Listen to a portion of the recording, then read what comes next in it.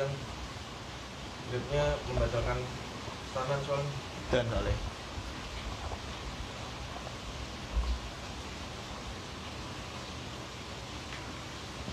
Waktu cuma sejam berdayakkan yang baik lah.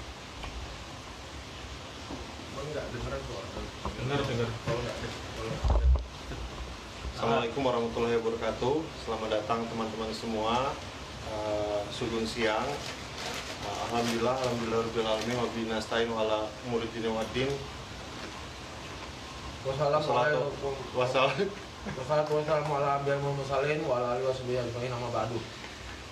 Pertama-tama mari kita panjatkan puja serta puji syukur pada hadirat Allah Subhanahu wa taala yang telah memberikan kita nikmat dan rahmat sehingga kita masih bisa makan cemilan dan minum es teh di siang hari ini yang mendung dan hujan. Selawat serta salam tidak lupa kita hanturkan pada junjungan kami Nabi Muhammad SAW yang telah memberikan kami jalan menuju rahmatnya. Semoga kehidupan lebih baik di alam baka dan kehidupan duniawi hari ini. Terima kasih atas waktu yang telah diberikan. Wassalamualaikum warahmatullahi wabarakatuh. Tapi pun selesai teman-teman. Selamat datang teman-teman. Ini kayaknya belum ada yang nonton, nggak apa-apa. Selamat datang di inisiasi podcast tiba-tiba. Obrolan terbatas 1 jam singkat bersama Mas Dimek Tirta Agung. Kita Pranata.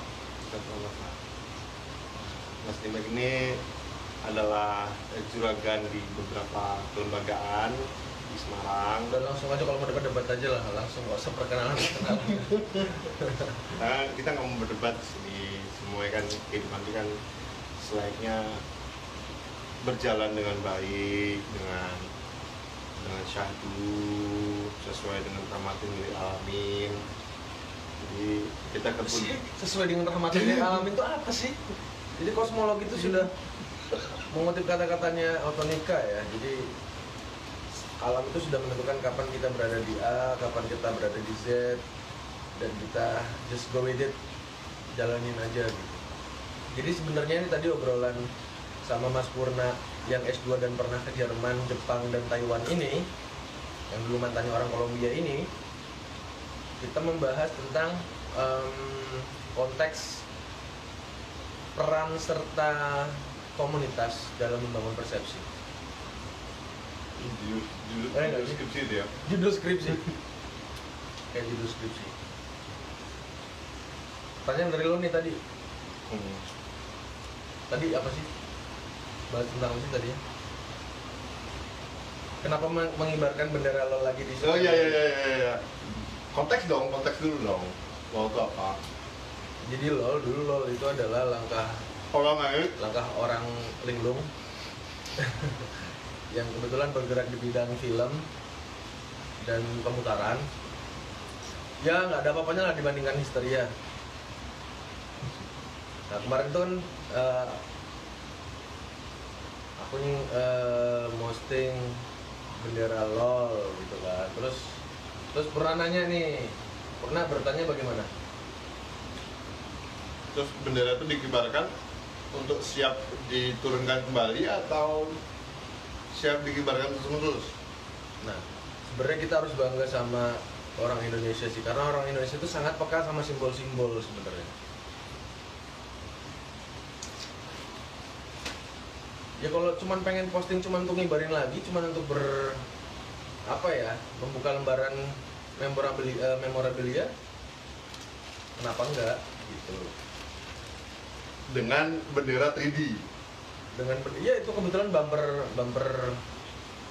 untuk film Andromeda yang dulu pernah digarap sama teman-teman gitu. Dan itu melibatkan, itu juga ada karena semangat kolektif dari teman-teman juga.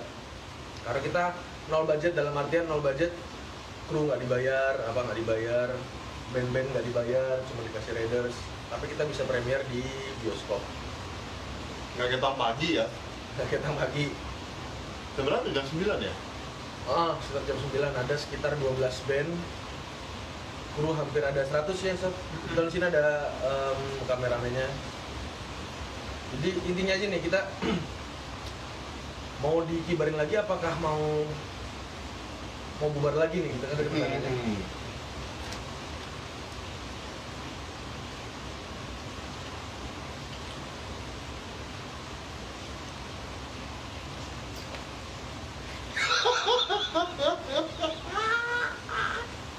Dia merangkai keadaan.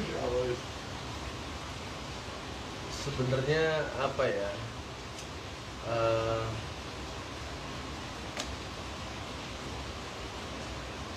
Kamu balasnya Karena ada kamera aja.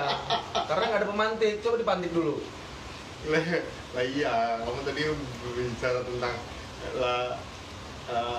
apa salahnya kemudian dihidupkan kembali kan. Kemudian kamu bicara tentang ya kamu secara implisit mengatakan bahwa lo akan dibawa ke ranah bisnis, dimana kemudian teman-teman bisa berdikari secara ekonomi, kemudian nanti baru bisa mengejar idealnya lo yang dulu ada gitu. Nah, seserius apa itu pernyataan itu? Gini loh, kalau ngomong soal idealisme, yang ideal adalah ketika kita sudah merdeka finansial, maka kita secara mudah, secara lebih gampang akan merdeka dalam beridealisme. Gitu. Jadi kamu percaya ini ya, percaya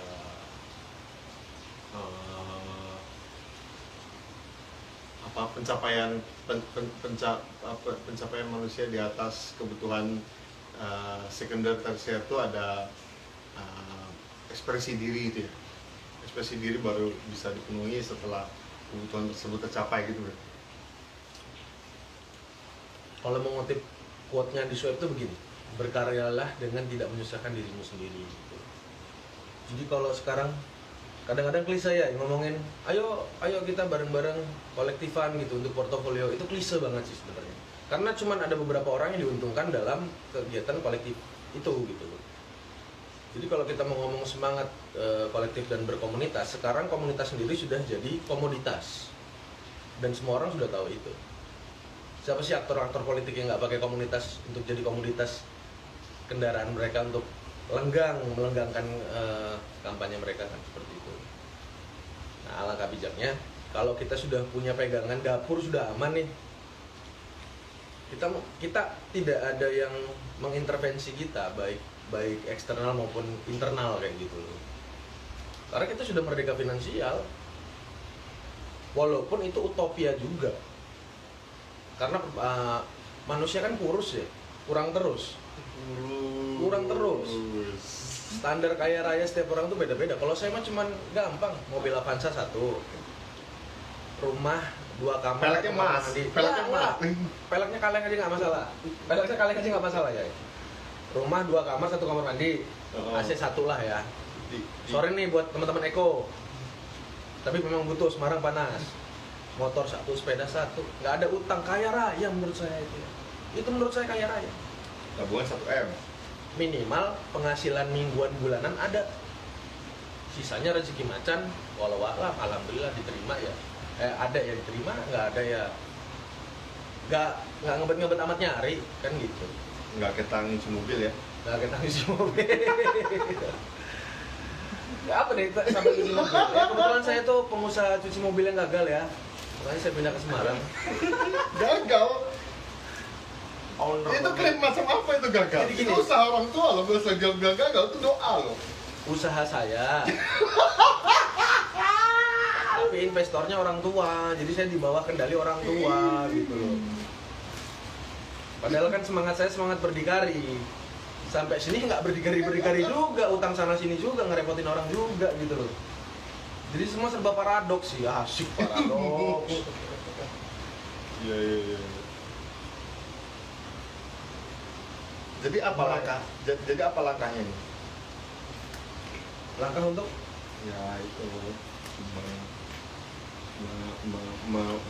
memberdikarikan LOL secara ekonomi. Langkahnya apa? Ada nggak? Ada langkahnya? sebenarnya langkah dulu teman-teman, aku dikelilingin sama circle teman-teman yang kan belum mahasiswa ya, belum banyak tendensi, belum banyak kebutuhan, belum menikah gitu.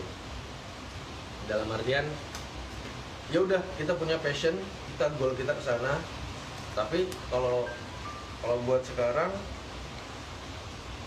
ya itu tadi harus ada. Saya cukup bilang beginilah, saya cinta sekali dengan idealisme saya, tapi saya lebih cinta Jenayu dan Najwa. Gitu ya. Jenayu itu Nah itu anak saya, umurnya 3 tahun. Dari istri pertama ya. Rencana mau nambah. Setelah saya merdeka finansial, saya ingin sakti. Jadi kalau orang istrinya baru 1 itu belum sakti. Kalau katanya dia gitu. Ini ada Mas Powar. Wah, Anda ini berarti yang nonton baru siapa nih?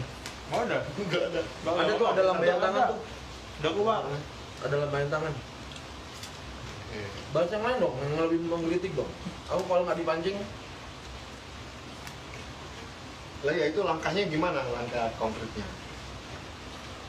Ada proyek terdekatnya apa yang jadi bayangan langkah pertama pengibaran program dari pengibaran LOL ini apa kegiatan? TPOOD, Apa itu? the power of orang dalam.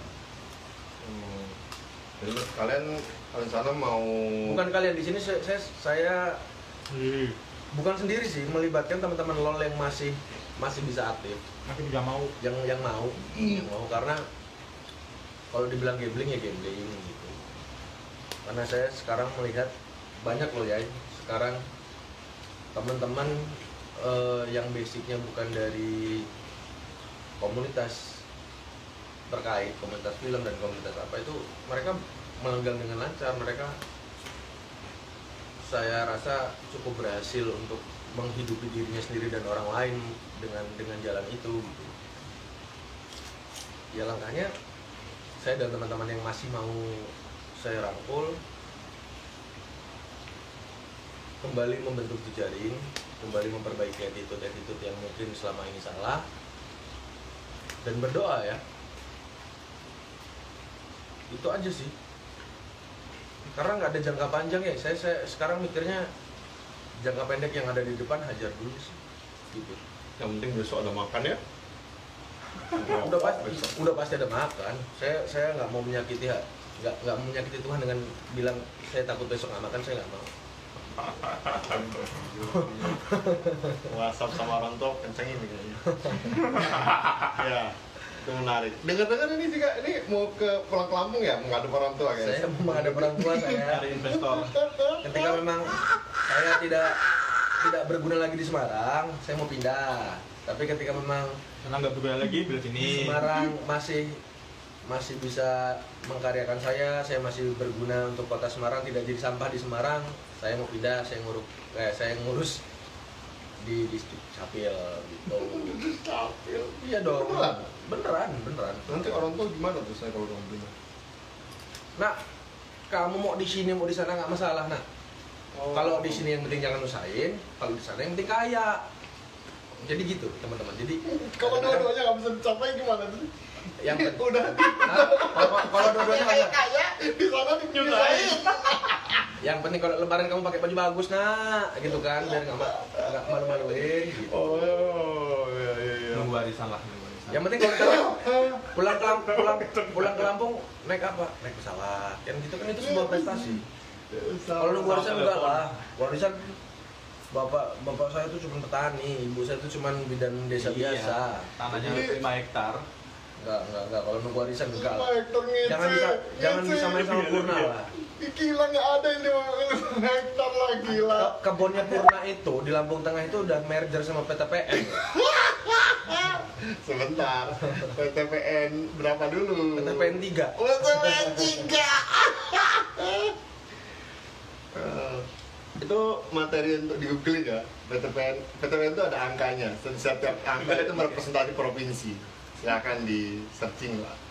Kalau ada tulisan ada tulisan karya, kemudian ada tulisan PTPN 9, PTPN 3, PTPN berapa, itu merujuk pada produk itu diproduksi di mana. Ini di cancel nih. Cuman ya. Kejauhan katanya. Maaf kak, lokasi pembelian terlalu jauh. Berarti ini cancel. Cancel. Kita lagi pesen gorengan. Lapar soalnya. Oke, menarik. Tapi apa yang mendorong untuk kemudian melahirkan LOL sekarang? Bukan melahirkan. Menzombikan LOL. Menzombikan. Kan Lebih ke marionet ya. marionet. Nah, kenapa sekarang? Kan lo ini udah bertahun-tahun nih setelah pulang nikah kemudian tinggal di Semarang, kan nggak setahun 2 tahun. Kenapa sekarang? Kenapa nggak sejak awal lo menetap di Semarang? Ya jelas namanya hidup kan fluktuatif. Itu pertama.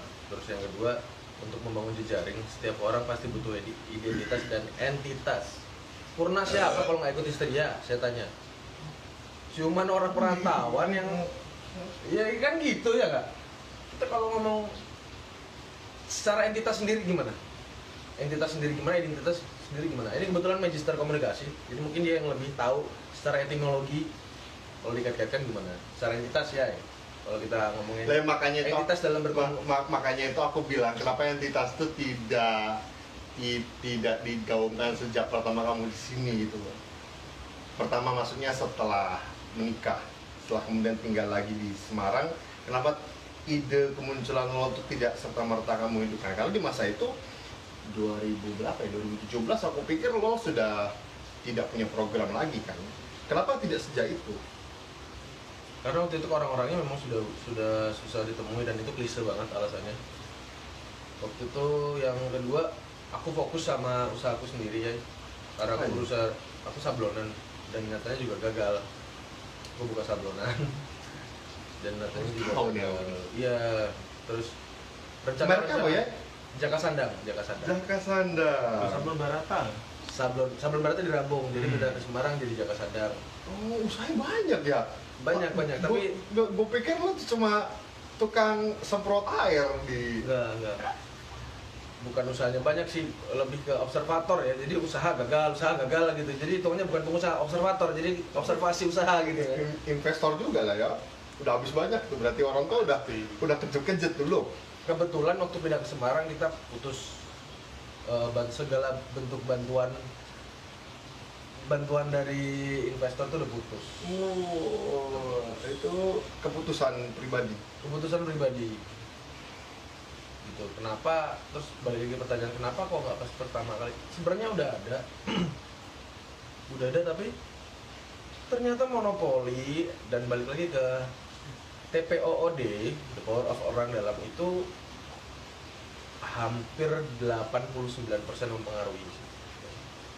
Jadi ketika kita sudah lama nggak berkecimpung di dunia itu, terus tahu-tahu balik dengan menawarkan program yang begini begitu, rasanya kok sulit, karena kita kan nggak ya itulah, exposure itu sangat penting gitu. Ngutip kata-katanya Mas Adin nih, sebenarnya Semarang itu tidak kekurangan crazy rich people, itu nggak kekurangan, tapi untuk menuju ke arah sana, untuk mencari angel investor itu yang masih menjadi PR gitu. Kalau untuk Purna sendiri gimana nih? Kalau ngomong sama Purna ini lebih ke sustainable dalam berkomunitas. Gimana nih? Ya dibuka aja. Apa yang sedang terjadi, apa yang harus dilakukan, apa yang Ya, sekiranya... kita kan tadi sempat ngobrol tentang keputusan untuk berkomunitas adalah pilihan untuk menjadikan komunitas sebagai apa gitu kan. Tadi kamu bilang ya berarti kamu berpikir bahwa menjadikan langkah untuk menuju ekonomi yang lebih baik gitu kan. Yeah. Itu keputusan yang realistis aku pikir ya di masa pandemi begini ya. Timingnya nggak ada yang lebih cocok aku pikir selain timing hari ini, mengingat bahwa sekarang nyari orang akan semakin susah, tapi di waktu yang sama orang-orang yang dekat semakin mendekat gitu kan. Aku melihat bahwa itu menjadi peluang yang sangat menarik untuk melihat kenapa kemudian kamu ngambil keputusan itu. Tapi buatku yang paling menarik tuh aku menarik karena istri sudah lama sekali untuk tidak menseriusi ranah komunitas di ranah perfilman memang. Makanya aku tertarik kalau semisal tiba-tiba LOL kemudian diaktifkan kembali tidak hanya sebagai motor penggerak ekonomi tapi juga sebagai pergerakan komunitas gitu kan. Makanya aku tadi tanya sama kamu, formatnya mau ada program rutin apa enggak, terus kamu bilang ya ini kita mau ngejar ekonomi dulu, kita mau program rutin nanti dulu gitu kan. Berarti kan ranah komunitasnya bukan menjadi patokan utama untuk bagaimana melihat LOL itu hidup atau tidak, tapi bagaimana kemudian sebagai mesin kelompok itu bisa menjadi. Sekarang kalau aku balikin deh, Histeria sampai punya tempat seasik ini, sampai beberapa funding datang, itu yang jalan apanya dulu? Programnya dulu. Yakin programnya dulu? Iyalah. Oke. Itu tahun berapa? Kalau juga sudah menerapkan hal yang sama, program sudah jalan. Iya kan? Ngasih proposal sana sini juga jalan. Kan balik ke the power of orang dalam. Kembali lagi ke jejaring. Kalau dibilang mesin, iya mesin yang bisa menciptakan sebuah simbiosis yang sehat. Dengan simbiosis yang sehat, nanti tercipta ekosistem juga yang sehat gitu. Jadi nggak ada monopoli. Ya kita taruhlah ada sebuah festival di Kota Lama gitu. Cuman hanya satu komunitas tok yang megang gitu. Itu kan monopoli. Sementara kadang-kadang teman-teman galak itu karena tidak terjamah. Ya. Jarang dijamah, jarang dibelai gitu loh.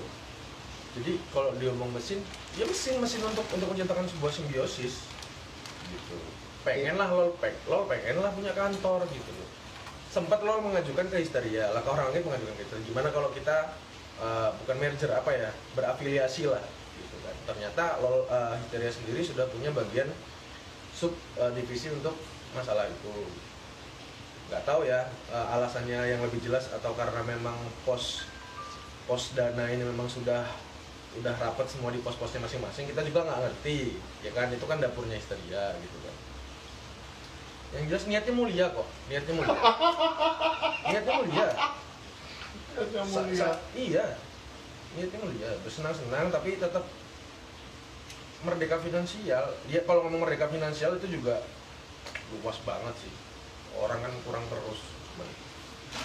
Iya kak. Dengan kita punya investasi alat, kita punya apa? Aku pengen loh ya, misalnya gini. Kayak kemarin aku ngomongin tentang backstager. Terus ada hubungannya sama kemarin aku main di Kemijen, salah satu program tesisnya si Purna ini. Aku lihat di sana tuh banyak alat-alat yang sangat-sangat tidak proper, padahal pemuda-pemudi Karang Tarunanya itu sangat appreciate sekali dengan acara itu ya. Contoh, di sini kan perlu adanya ngepel. Loh, saya jadi nggak fokus. Ada ngepel. Gak, maksudnya pengen ngasih workshop workshop apapun lah, workshop sound engineering, workshop film, workshop event organizer ke Karang Taruna gitu. Sebenarnya Tadi belum ngobrol sama gue lo. Kemarin waktu aku nge-MC, kebetulan ada DPRD Komisi D yang menaungi bidang kesenian. Aku udah coba bilang itu gitu. Bahkan lebih dalamnya lagi, kalau pengen nggak cuma Karang Taruna, kita ada workshop, mungkin udah pernah dilakukan, workshop sound buat masjid. Nanti juga pemerintah juga diuntungkan kok. Diuntungkannya kenapa? Pengadaan. Jadi semua standarisasi masjid bawahnya harus yang treble-nya agak kurang dikit. Jadi bassnya agak ya itu kan ya semacam itu. Kalau mau yang jauh-jauh kayak gitu. Ya dari LOL, dari Langkah Orang Langit.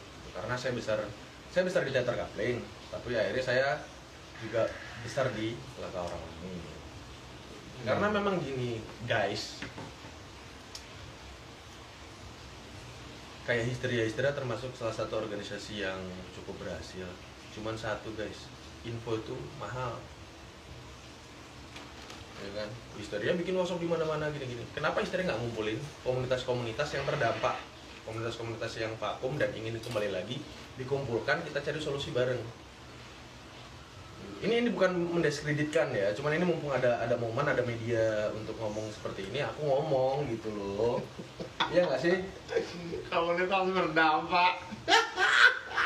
Kayak proposal pemerintah ya. Ya, Nggak udah, bener-bener. Ya, biasanya orang yang satu penderitaan itu semangatnya Orang miskin kumpul orang miskin deh. meskipun kata Helma ya ngomong burung yang sama hingga bidara yang sama. Sebenarnya saya tuh nggak mau kumpul sama dia. Saya takut miskin gitu loh.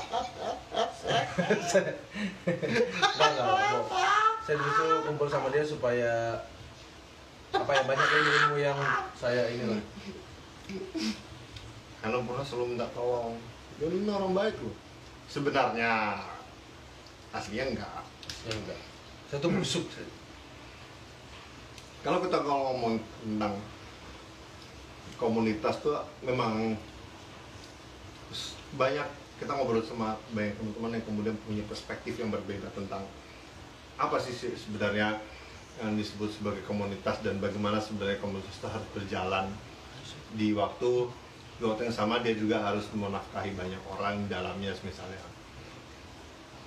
Nah, tadi kan Om Dimek juga sudah bilang tentang ya nggak berdikari, nggak berdikari, nggak jumawa, nggak kalau nggak sejahtera, nggak bijaksana gitu ya. Nah cuma memang pakem-pakem proses perjalanan itu sangat berbeda antara satu pihak dan pihak lain. Tapi yang paling penting buat saya sebenarnya kalau Mas Dimek lama di kampus gitu ya sama teman-teman teater dan teman-teman LOL, saya nggak di kampus loh permasalahannya. Saya hanya di Histeria. Dan pengalaman saya ya Histeria dari dulu memang mainnya di grassroots, mainnya di akar rumput. Makanya program yang dikembangkan polanya adalah membentuk pola internal untuk kemudian terbiasa dalam pola-pola kerja non terfasilitasi gitu. Jadi ya kalau nggak ada ya gimana caranya sekecil apapun kegiatan harus jalan. Kenapa ya? Karena itu adalah CV organisasi, itu yang membuktikan bahwa organisasi tetap hidup. Kalau di ranah kami kayak gitu. Jadi makanya kalau kita terus-menerus berbicara sama teman-teman komunitas, kemudian teman komunitas berbicara tentang kita nggak ada acara terus, tapi alasannya karena nggak ada ruang atau nggak ada dana. Kami sudah mendengar itu lebih dari 16 tahun gitu ya. Tapi itu bukan menjadi gimmick, tapi itu menjadi realitas memang. Karena Mas Adin juga direktur Histeria juga saat dia main ke lebih dari 50 kota di Indonesia, hampir semua komunitas di tiap kota itu mengeluhkan hal sejenis gitu ya. Nggak punya dana, nggak punya program, nggak punya uang, sama semuanya. Nah, saya sangat menghargai langkah yang kemudian diambil Mas Dimek untuk kemudian mengaktifkan kembali bendera lama. Ya karena biasanya tendensinya adalah membuat bendera baru. Biasanya, apalagi saat kita berbicara tentang hak prerogatif, biasanya orang-orang akan cenderung untuk membuat lingkaran kuasanya di atas kebutuhan yang lain ya. Karena implikasinya jika kemudian Mas Dimek kembali ke LOL, otomatis dia harus ngajeni banyak orang yang tentu lebih tua dari dia, karena dia bukan orang pertama di LOL tentunya. LOL tahun berapa? LOL tadinya Tol Production itu 2010 ya sobat. Terus jadi LOL itu ya seiring perkembangan karya-karya teman-teman, jadi LOL itu ya sorry 2008 Tolol Production, 2010 jadilah Ke Orang Lain. Gitu. Berarti lu juga orang pertama dong? Termasuk orang pertama. Jadi dulu lumayan masalah jejaring film ya, kita lumayan. Jambore Film Pendek Nasional, terus Temu Karya Mahasiswa Televisi dan Film. Itu satu Indonesia ya ruang lingkupnya. Jadi sebenarnya yang salah adalah pengarsipan dari kita. Kita nggak punya arsip.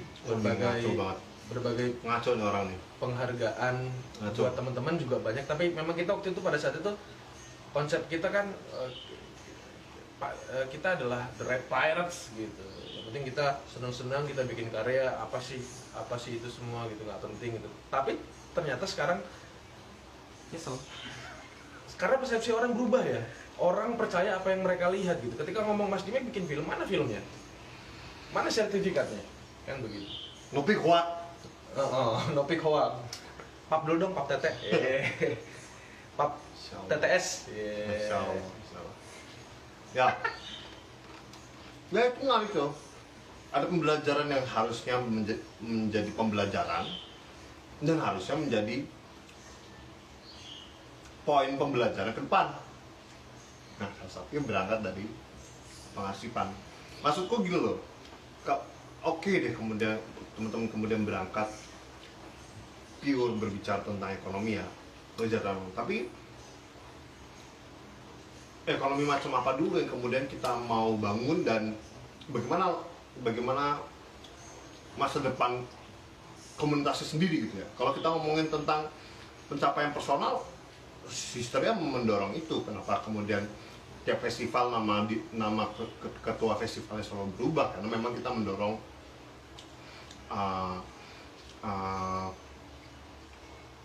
Ya tajuknya label personal dari tiap-tiap komunitas. Kita nggak mau kemudian LOL lahir atas nama LOL. itu kan tajuk ya tadi ya.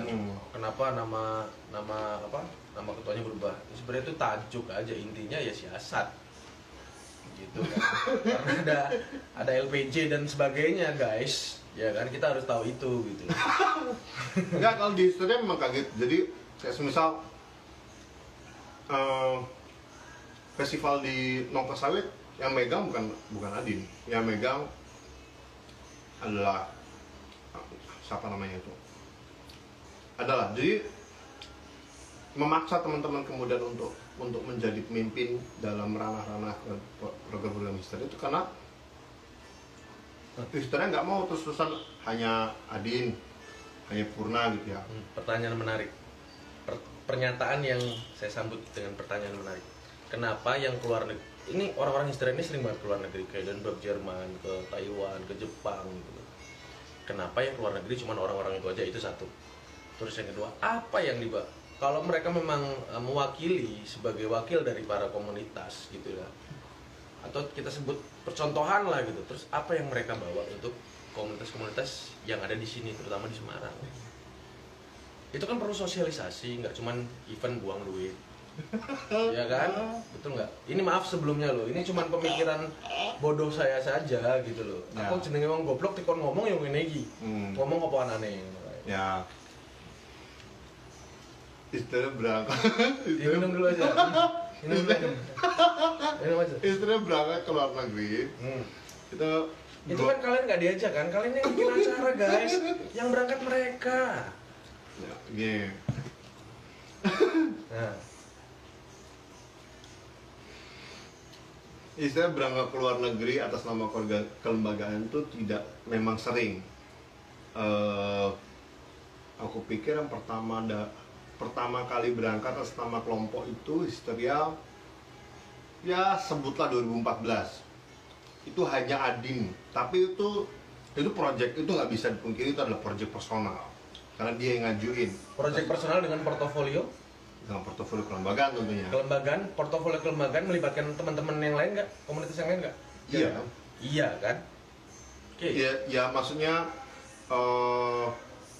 itu di luar rencana program kelembagaan gitu ya. Tiba-tiba kemudian Mas Adin kemudian mencapai itu kita nggak bisa mungkin kita harus berbangga juga gitu. Kayak semisal aku nge-apply kuliah perfilman dari Histeria dengan portofolio history kemudian aku terima di Inggris, Histeria sangat mungkin untuk mengklaim itu adalah program Histeria gitu. Tapi di waktu yang sama yang berangkat hanya aku. Itu terjadi sama Adin pada ke Jerman pada 2014. Kemudian berangkat lagi aku ke Singapura 2016. Tapi itu juga lagi-lagi Adin yang share informasi itu secara internal. Ada informasi workshop di Singapura yang kemungkinan sangat dekat isunya dengan Histeria. Aku nge-apply dan ternyata lolos, aku sendiri yang berangkat. Nah yang paling besar adalah 2019, itu pertama kalinya secara kelompok Histeria kemudian hadir di Heidelberg. Itu insya Allah secara pendanaan kami nggak keluar, hampir sama, hitungannya nggak keluar banyak lah, karena hampir semuanya di cover sama kelembagaan yang mengundang Histeria. Itu dari mana? Itu dari rekomendasi teman-teman. Ya kalau kamu bilang ya itu the power of orang dalam, itu adalah jejaring kita yang merekomendasikan kita karena kami adalah teman baik gitu kan.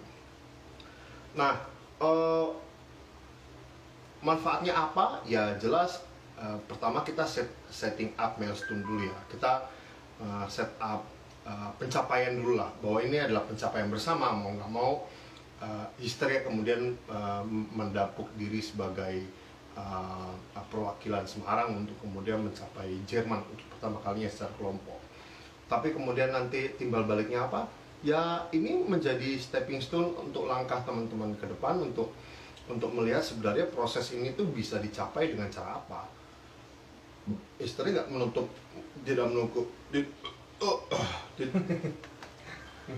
Histeria tidak menutup jalan loh ya. Histeria setelah pulang 2019 kita ngadain buah tangan di apa itu namanya di Jepang.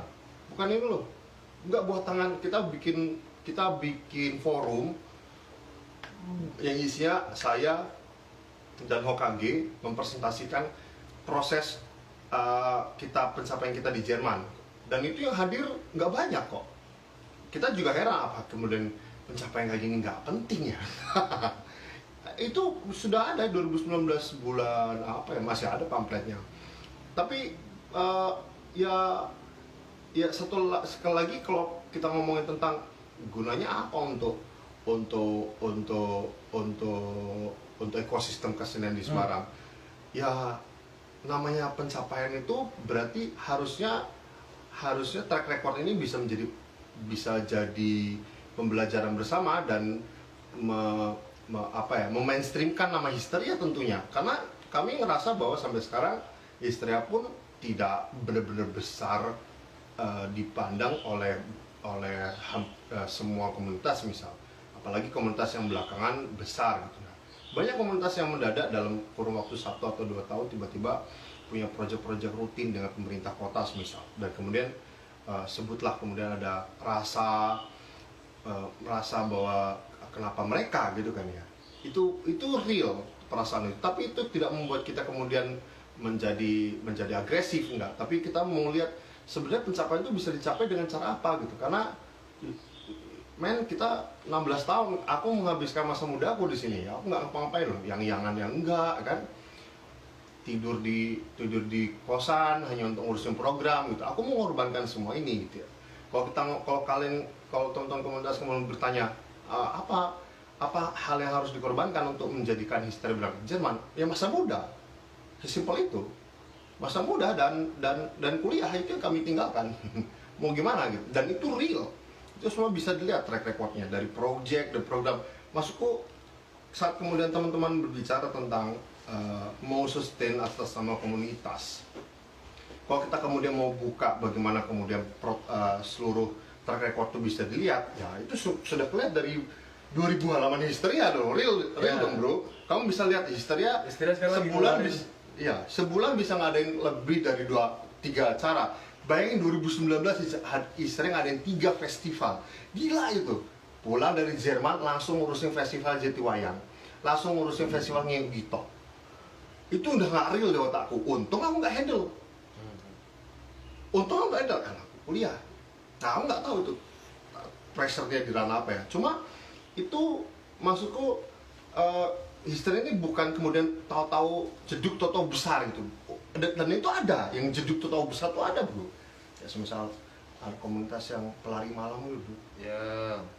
Itu dan Histeria kehilangan banyak momen loh. Iya nggak apple to apple lah kalau gitu. Nggak, intinya iya, sekali lagi respect buat Histeria sih sebenarnya untuk pencapaian.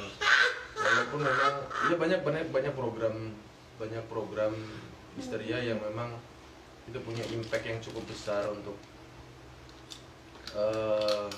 ekosistem komunitas maupun ekosistem grassroots masyarakat itu sendiri gitu sih sebenarnya. Cuman harapan ke depan, oh ya sebelumnya Histeria kan ngeluarin buku tebelnya segini nih, itu pengarsipan gitu ya, itu dibanding 600.000. itu salah satu upaya juga untuk band Histeria tetap jalan, tetap hidup gitu. Karena nggak bisa saya pungkiri, saya juga pertama kali besar juga dari Histeria, saya pertama kali manggung juga di balai kelurahan dekat sini juga dari Histeria gitu. Cuman harapan ke depan kalau buat saya sih itu tadi, karena kan banyak yang ngomong Portov kan dari kita, maksudnya gini loh, untuk cuman gimana ya, serba salah, jadi aku di dua sisi gitu loh Pur. Nggak apa. Jadi kayak yang nggak apa. aku pengen nyalahin tapi enggak, aku pengen ngebenerin si Histeria juga gitu. Oh iya, salahin nggak apa-apa. Kamu bukan orang pertama yang kritisi Histeria dong. Nggak, itu nggak menjadi permasalahan, dan kamu bukan jadi orang terakhir juga. Kita harus realistis di Dan situ lah. banyak juga kalau kamu tadi ngomong perjuangan itu nggak semudah itu. Banyak kok komunitas lain yang perjuangannya lebih parah daripada kamu, tapi nyatanya tidak jadi apa-apa gitu loh. Iya. Nah mungkin itu harapannya sih ada sebuah kayak meet up greeting gitu kan, untuk kita membahas gimana sih caranya kita nembus di ranah masing-masing gitu loh. Apalagi kita hidup di kota etalase, Semarang kota etalase gitu kan. Jadi Dan Histeria itu ngadain Semarang Konsorsium namanya. Aku nggak jadi bagian dari itu. Itu yang handle Mas Adin dan teman-teman, beberapa jaringan teman-teman komunitas di Semarang. Nah harapannya sebenarnya itu membantu teman-teman untuk kemudian menghadapi isu terbaru, yaitu ekonomi kreatif. Semarang Konsorsium diarahkan ke situ. Ya adalah ya, ternyata secara internal kelembagaan yang diinisiasi sama Histeria itu kemudian memilih keputusannya sendiri untuk kemudian bergerak dengan caranya. Nah itu nggak apa-apa. Histeria sekarang sudah tidak menjadi bagian dari Semarang Konsorsium, tapi ya kita mau lihat bagaimana kemudian perkembangan yang kita inisiasi itu menjadi ranah yang kamu sebut bisa mengumpulkan seluruh komunitas untuk kemudian belajar bersama atau tidak. Karena Histeria nggak mungkin, Histeria nggak bisa hidup sendiri dong. Kenapa kita dari 2011 berbicara tentang ekosistem, berbicara tentang sustainability, ya karena kita sadar bahwa itu sudah dilakukan oleh Bandung, Jakarta, dan Jogja. Dan itu hal yang paling real untuk kemudian kita berbicara tentang bagaimana komunitas tidak hanya bergiat secara sehat, secara ekosistem, tapi juga bisa mendapatkan benefit ekonomi yang lebih baik dan jaring yang lebih luas. Itu nggak bisa dipungkiri. Simple, misal teman-teman lo, nggak usah teman-teman film deh, teman-teman musik misal, lo kan juga teman musiknya. Lo bikin band, kemudian lo latihan di salah satu tempat rental musik gitu ya. Tapi kemudian lo ngeliat bahwa di Semarang nggak ada marketing yang bagus. Lo akhirnya marketing sama satu kelembagaan di Jogja atau di Bandung. Kemudian lo juga lo juga mau recording misal. Lo ngerasa recording di Semarang nggak ada yang bagus. Lo record di Bandung. Di Semarang juga nggak ada yang rilis kaset. Gue mau rilis kaset. Lo rilis di Bandung lagi. Ekonomi itu kemudian tidak saling menguatkan di satu kota.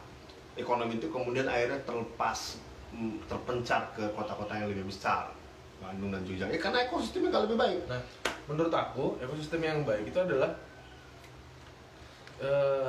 kita nggak bicara konsorsium ya, maksudnya paling enggak ada sebuah movement yang bisa ningkatin level bergening dari tiap-tiap komunitas Setuju. gitu loh. Bukan hanya exposure ya, karena kita tahu Semarang kan kalau kata Mas Hendra Kepala Space, Hendra siapa? Gatot. Orang Mas Hendra, Mas Gatot itu kan orang Semarang itu si kami zigo, gampang nangkap, habis itu lupa gitu aja. Dan tugas dari kita sebagai pegiat komunitas untuk membuat ekosistem semakin sehat adalah yaitu meningkatkan bergening masing-masing gitu loh. Orang belum apa-apa kok udah sikut-sikutan, orang belum besar kok udah dikerdilkan, kan kayak gitu sih ya. Intinya seperti itu sih. Nah mungkin buat teman-teman ini karena waktu juga habis ini kita ngelepo lagi, kita punya program Laki Masak ya. Nanti istrinya punya program Laki Masak, ditonton aja. Kita masak sambil bahas hal-hal menarik yang rada nyentil-nyentil dikit. Jadi mungkin kayaknya kita udahin aja podcast singkat karena hujan juga sudah reda. Tapi buat temen-temen yang pengen ngebahas apapun, tulis di kolom komentar karena habis ini bakal di post di feed ya. Di IG story, di IG TV. Di IGTV. Di ini aja, kalau ada pertanyaan, mau ada kritikan atau apapun, karena pada dasarnya Histeria tidak pernah anti kritik. Gitu. Ya, kita nggak bahas histeria, harusnya bahas. Oh iya, bahas saya juga kalau ada masukan buat saya dan komunitas, ya kita semua Oh, itu iya. tadi. Tuh, salah satunya kan gitu.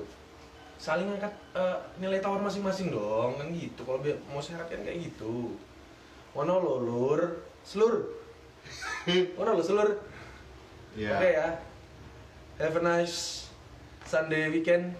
Oh iya, ini minggu ya. Minggu. Penemenin orang jomblo nih.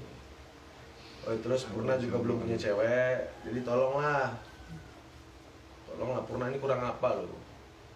Saya lihat kan dari postur badannya nggak ada yang kurang dia, gitu ya. Lemaknya lebih ya. Lemaknya lebih. Jadi kita closing statement dong dari Mas Purna. Lo yang gue wawancara, lo yang kasih tangan monyet.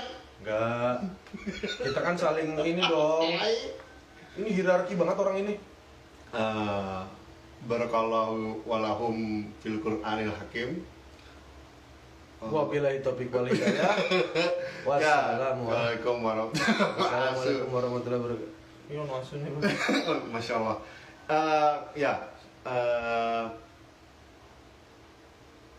Tetap sehat, tetap semangat agar kita bisa tetap ngumpul-ngumpul atas nama komunitas dan tetap jaga protokol COVID di masa pandemi. Oke. Sampai jumpa di feed selanjutnya. Semoga kita bertemu di kesempatan yang lebih baik di masa depan. Amin. Wabillahi taufiq. Walhidayah. Salam Semarang kece. Semarang kece. Nanti kalau Semarang hebat, Oh iya, kayak di bus.